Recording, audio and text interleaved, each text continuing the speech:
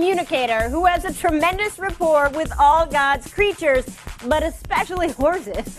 Plus, why cleaning your colon might take 5 to 10 pounds off the scale. And finally, intern Joey practices dentistry on some guy that cut him off in traffic. Hey everyone, I'm Laura Swisher, and guess what you're watching? It was Unscrewed. You didn't figure it out.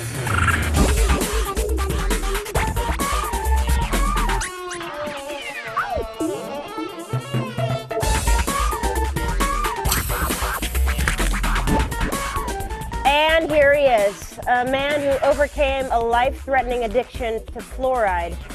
Dental hygiene survivor, Martin Sargent. How's everyone doing? Thanks so much for coming. It's good. Yeah. Great to have you in the audience. Fantastic. What a wonderful crowd we have. So much fun to be in the audience, isn't it? Laura, thank you very much. Yes, I broke the dental hygiene addiction. I'm off the hygiene now. I quit cold turkey. Thank you. We are so proud of you. I don't brush anymore, no flossing anymore, no gargling. I feel fantastic. You know what? You reek of Crest. You reek of it. You've fallen off. Martin, I needed a little something, just a little pop to get ready for the show, all right? Just a little. I just rubbed a little bit on my gums, okay? Hey everyone, welcome to Unscrewed, the show that's like an undiscovered tribe living naked, wild, and unashamed deep within the rainforest of internet culture. I'm Martin Sargent, but my people call me Tupi.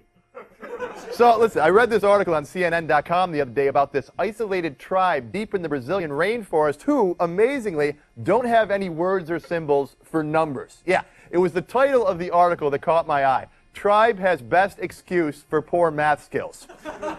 Apparently, this lack of numbers is incredibly rare, even amongst jungle peoples. So rare that, as we speak, a bunch of scientists and linguists are making the journey up the Amazon, risking fever, head shrinking, and crippling swamp dick just to learn how they exist without any numbers. And my first thought was, finally, some poor bastard's worse at math than we are here in America. But then, I got kind of pissed off. It started me thinking, hell, we've existed and existed damn well without math skills since the 50s, and now some hotshot jungle tribe is trying to steal our math illiteracy thunder, you know? And the only excuse is, we don't have numbers. We don't have numbers. Well, la-di-da, no numbers. At least here in America, we have the balls to admit that we come by our lack of math skills the old-fashioned way, by doing bong hits. Yeah. There you go. It's clear that the youth of America is stoned to their glazed-eyed gills about 90% of the time nowadays. And yeah, you laugh it up, you stoners out there, but while you're sitting under your blacklight carving corn lyrics in your forearm with a rusty butterfly knife, other kids around the world are getting ahead by engaging in creative self-improvement projects like sticking deep-sea fishing rods through their faces. Here in America, the most creative thing we do is making bongs out of pineapples. So let me tell you something, those scientists, those fancy scientists need to forget the Amazon and stay right here and figure out what the hell to do about my cousin Steve, who hasn't come out of his basement in 2 years. Yeah, so take that no numbers crap back to the jungle hut. We invented lack of math skills, and we do it better than anybody on earth, numbers or not. USA! USA! USA! USA! That's all. Thanks, but seriously though, I mean drugs, we know this, drugs really can rot your brain and produce some stunning errors in judgment, as this next web clip is proof of.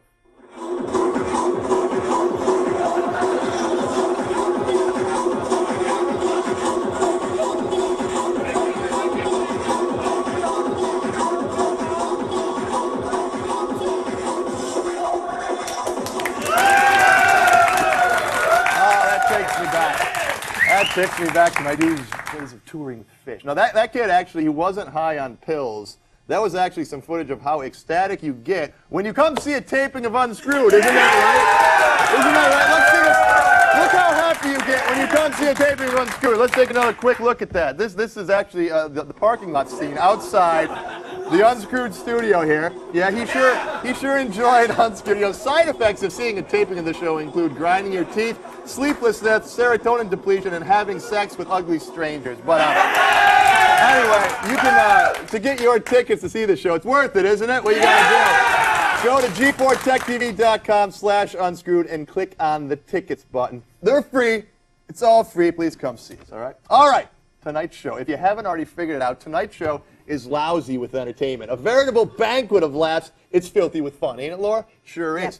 Rafaela Pope is here, and she's going to let us in on the thoughts, dreams, and deepest fears of an animal communicator. She talks to the animals. Yes, I On the can't wait to program witness tonight. We're it going to learn in person. quite a bit because, you know, cats have so much to say. And we'll teach you how to drop 10 pounds the old-fashioned way out of your colon. Right out of the colon. Drop it to Jewish. There's some footage, by the way. You can't. You gotta. You gotta. You know, when we do product tests in the show, we actually test the products. This one included. So you really want to stick around for that. But first, nothing says fun and good times like old people. Here to prove it is Unscrewed's oldest technology correspondent, Harold Eugene Fenwick, in a little segment we call Golden Tech. And now, a moment of golden tech, as remembered by Harold Eugene Fenwick. So, Mr. Fenwick, can you tell me about the very first... No! The very first time... No! Mr. Fenwick, is everything okay? You're not worth a puddle of sick. A puddle of sick? That's right. I'll be goddamn, there's a possum up there. No, that's the microphone, Mr. Fenwick. How in the goddamn hell does a possum get hung up there like that? Mr. Fenwick, it's an expensive microphone, please. Get a possum down.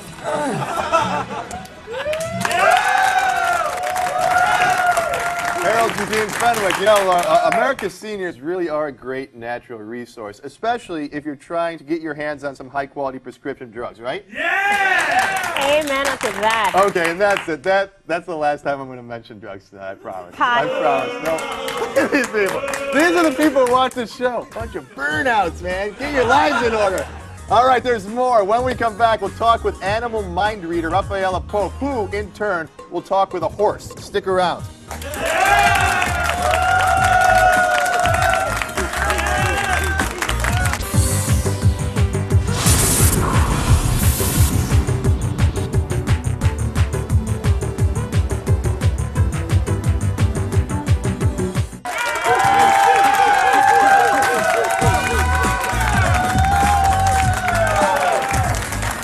Welcome back to Unscrewed. So, if animals could talk, what would they say? My next TV friend knows because she's a professional telepathic animal communicator. Here's the author of The Wisdom of the Animals, Rafaela Pope. How you doing, Rafaela? So great to have you here on the program. This is amazing. This is a skill that I think we all wish that we had. When did you first begin communicating with animals? Well, I think that we actually all do have the talent and the ability. I think everybody has telepathic ability. We tend to suppress it or diminish it when we get speech. People can get it back. I teach a lot. I think everybody can do it. As another friend of mine, though, says, actually the co-writer of the book, yeah, some people do it better. Yo-Yo Ma plays the... Yo-Yo Ma could talk to animals? Plays the cello better than most okay, of us. you're right. I got it. So you're kind of like that. You're like the horse whisperer. Something like that. Do you like horses? I do. I love horses. We actually have a clip here of how much you love horses. No, not that kind of clip. This is a great horse. Careful. Here it is. Rafael actually communicating with a horse. So take a look at that.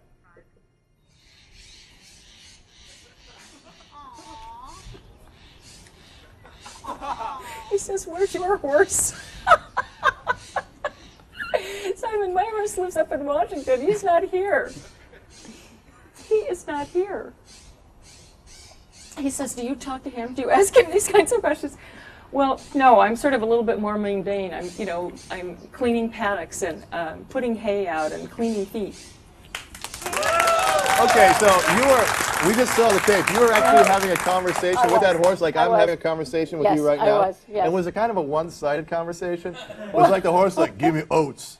Give me oats. I'm going to crap uncontrollably right now. Is it that kind of thing? What do they say to you? Well, usually people ask specific questions about health or behavior are the most typical things that people call about. In this case, I think that Suzanne, this person's horse, had just asked me a question about, the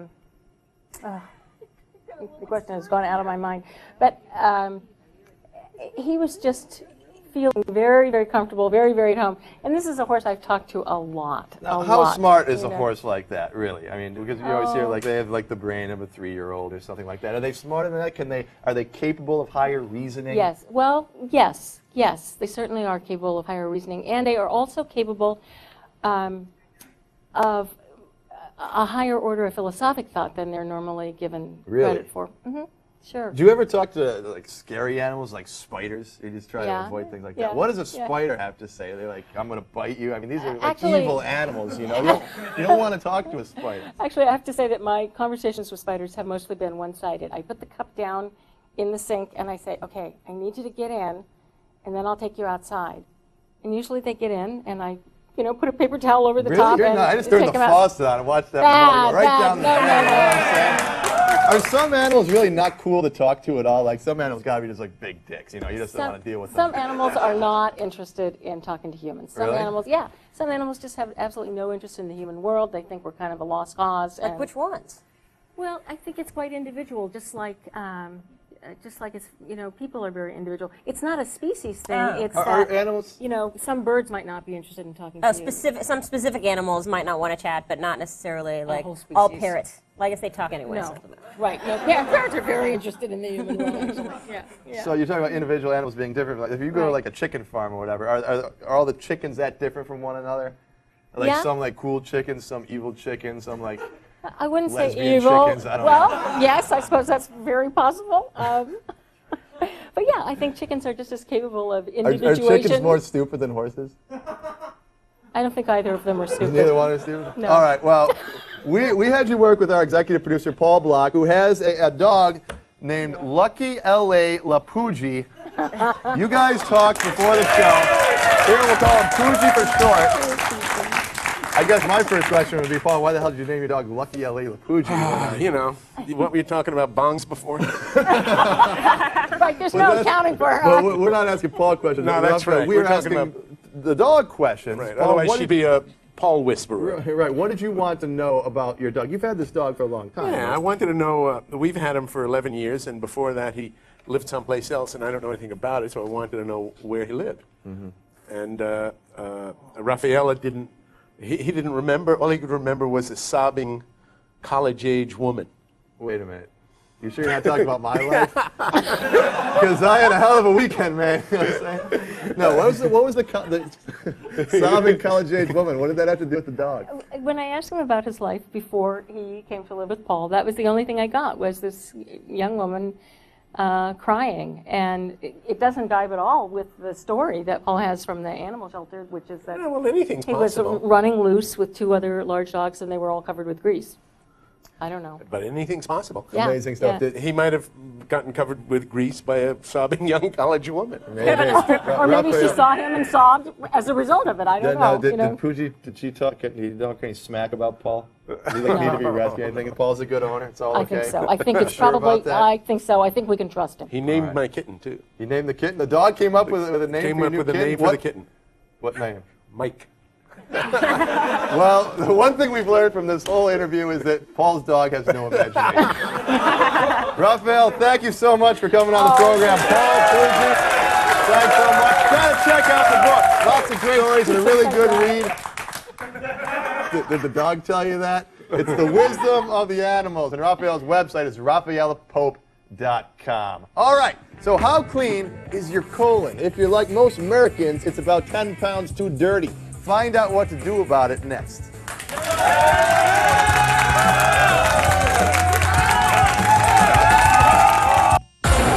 Want to see the A-list rockin' Xbox? Get your celebrity game on with Players. Tomorrow night at 10. All right, welcome back, Tech. Did you know that the average American has about 5 to 10 pounds of toxic crap impacted in their colon?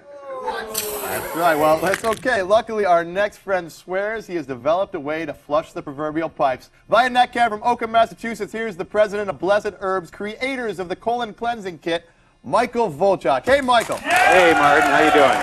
I'm great. Wonderful to have you on the program here. All right, let's just cut to the chase. What is 5 to 10 pounds of extra weight doing in my colon? What is it and why is it there? It's there because we have so much toxins in our environment from air, water, food, that the body can't process and eliminate it all. It doesn't know what to do with it, so it takes mucus from your system and surrounds it and wraps it up and impacts it on the colon wall. So that's not normal run-of-the-mill dookie. That's something different. Does it have another name besides number 2 when it's impacted? Yeah, the inside number 2, that's what it is, Laura. So that most Americans have that stuff, and what, it just sticks to the colon wall, right? It does. Even vegetarians, even under the best diet, there's just too much toxins in our environment we're exposed to, and the body's only built to get rid of so much of it, and it just can't get it out. It can't flush it out. It can't keep up with the waste material, so it just saves it. Is it possible for people to have more than 5 to 10 pounds if they have a bad diet? Well, I understand that USA Today reported once that John Wayne, in an autopsy, had 40 pounds of mucoid. John Wayne had 40 pounds? Yeah. Is that like the record? No, I heard Elvis Presley had 60. Oh, man! That's disgusting. Well, you've come up with a solution. Unfortunately, those guys couldn't use it. How does your kit work? Our kit involves a 5-day fast, drinking organic apple juice, and taking 2 products we have. One's called Toxin Absorber. There's 4 herbs mixed together that act like a sponge and a magnet. And when you drink the apple juice with the Toxin Absorber, it absorbs the mucoid plaque. It pulls it right off the intestinal wall, and it comes out in very gentle, easy bowel movements. Sounds pretty explosive. How much does this all cost? $89.50 kit is what it costs. That's good value. That's good value. I hear that there are some pretty bad mood swings associated with the cleaning process. Is that true? Well, I haven't heard that too much. Anytime you go on some kind of a cleanse, change your diet, just do all Big Macs or do all grapefruit juice or anything, your body's going to do some reaction because it's not used to doing. It's used to what it knows. But I guess someone at your place had a lot of mood swings. Oh yeah, a lot of mood swings. We're going to prove it. Michael, we're going to talk to her. Thank you very much for being on the program. All right. Sure. There he is, Michael Bolchak. Well, like I was saying, we at Unscrewed never take their word for it, so we tested the colon cleanser with the help of our booking manager. I give you Heather. So I'm about to have my first toxin absorber. Oh, that looks bad. That looks really bad. Look at that. Ugh. Oh. Mmm. Pretty.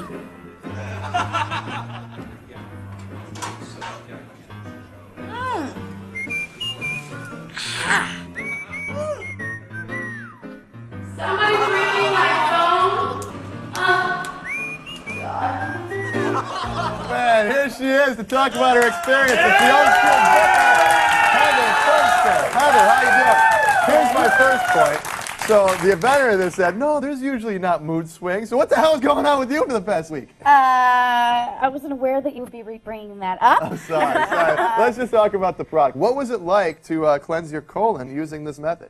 It was good and bad. It was up and down. There was a lot of out, not in. All I can say is you need to do both of the things. You can't just do one and not the other, because this is like poo glue. It makes stuff stick. What is this stuff? Yeah, This is what I you challenge drink? you to have a little, Yeah, take a whatever. little sippy poo. Come on, try it. I did it for you. Yeah, go, come on, try it. Yeah. That's Yeah. good. That's actually really good. No. Yes, no, it no, is. no. So It's if like you just eggnog. have that, then you don't go. Or if you just do the pills, all you do is go. Were you just crapping for like the past week? Non-stop? Pretty much, Yeah, pretty it's much, gross. yeah. And the stuff like we saw in the pictures there, that's the kind of stuff that's real. I did have some mucoid plactoid. It looked like something from another planet. And then I was like really excited because I was like, I gotta get this stuff out of me. And then I went a little too overzealous with the pills, and then all of a sudden it was like goopy, and then I went a little too All right, crazy with that's enough. We got around. Last question. Did it work though? Do you think you lost the 5 to 10 pounds? No, in fact, I don't know how. I think it's still in my 7-foot-long colon. I think I'm relegated to using this the rest of my life. But, Heather, thank you so much for doing this for us. That's a good employee right there. That is determination. Hey, if any of you want to clean out your exhaust pipe, check out blessedherbs.com. Yeah. After the break, footage of me locked in mortal hand-to-hand combat with television's Matt LeBlanc. But first, a bit of this unscrewed business.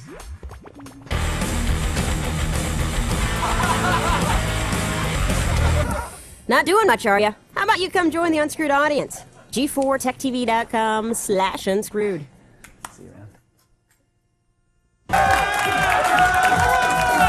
You have no idea. Look at Laura Swisher. She's drinking it. Oh, Wait, man. Why are you I've got doing a great that? slogan. Zoom in. Here, look. Got colon cleanse? You shouldn't be doing that. You're a stand-up comic. What happens if you're up on stage and all of a sudden, whoa, man, you got to drop some mud? What are you going to do then? I guess I get off stage, go to the bathroom. Why are we still talking about this? I don't know. This is That's all the gross. time we have. I'll have to fight Matt LeBlanc another night. Thanks to my friends Raphaela Pope, Shalom Volchak, Harold Eugene Fenwick, Heather Funston, Paul Block, Pooji the dog, and of course the Swish. Hey! Well, we gotta get out of here. We'll see you tomorrow, everyone.